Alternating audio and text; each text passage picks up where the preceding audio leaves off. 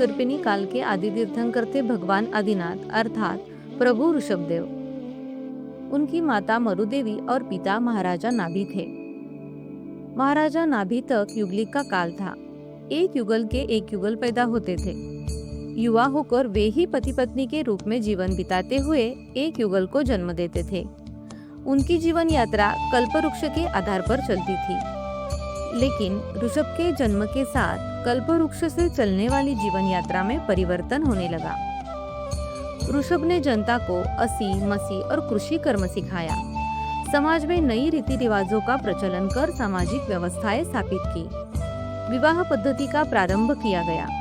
हकार मकार धिक्कार जैसी दंड नीति की जगह जैसा अपराध वैसा दंड, इस प्रकार नई दंड पद्धति का निरूपण किया।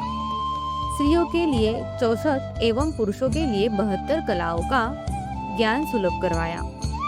लिखने के लिए ब्राह्मी लिपि अक्षर व्याकरण आदि का ज्ञान दिया।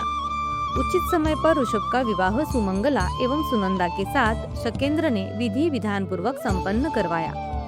सुमंगला के प्रथम युगल के रूप में भरत एवं ब्राह्मी हुए। सुनंदा ने बाहुबली एवं सुंदरी को युगल रूप में जन्म दिया। दोनों के प्रथम युगल उत्पन्न होने के पश्चात सुमंगला के 49 युगल और हुए। ये सभी पुत्र ही थे।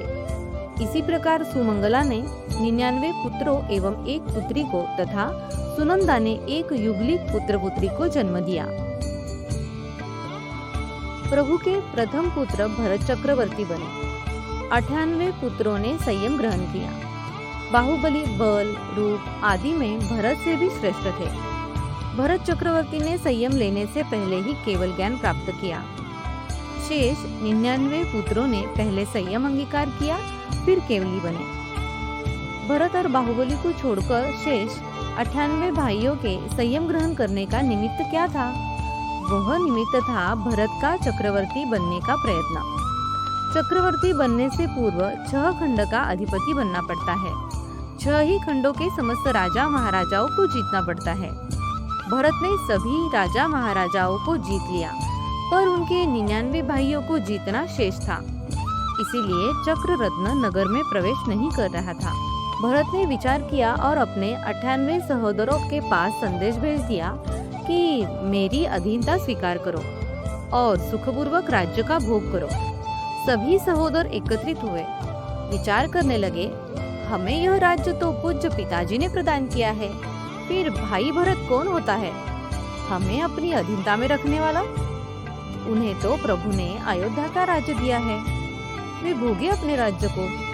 हम उनका राज्य तो नहीं मांग रहे हैं, पर हमें भी हमारे छोटे छोटे राज्यों का राज सुख भोगने दे। यह अधीनता वाली बात कहाँ से आ गई? क्या करना चाहिए? बहुत चिंतन एवं विचार विमर्श करने के पश्चात वे सभी प्रभु के पावन चरणों में उपस्थित हुए। दर्शन वंदन कर सभी ने प्रभु को अपनी समस्या सुना दी। कहा, प्रभु, बड़े भैया भरत बहुत लालची बन गए हैं। आपने हमें जो राज्य दिए, वे हमारे उन राज्य को भी अपनी अधीनता में रखना चाहते हैं। अब हम क्या करें? आप ही कोई समाधान दे।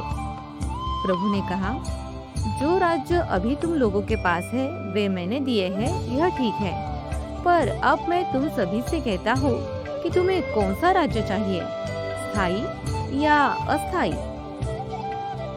सभी ने समवेत स्वर में कहा, प्रभु, हम तो स्थायी राज्य ही चाहते हैं। प्रभु ने कहा, स्थायी राज्य है मोक्ष का राज्य। अभी तक जिन राज्यों के अधिपति बनकर तुम लोगों ने सांसारिक सुखों का भोग किया है, वे राज्य नश्वर है, क्षणिक है। युद्ध में परास्त होने पर राज्य जा सकता है। राज्य के लोभ में कोई तुम्हारा ही हितैषी यह राज्य तुमसे छीन सकता है। मृत्यु के बाद तो सब यही पड़ा रह जाएगा।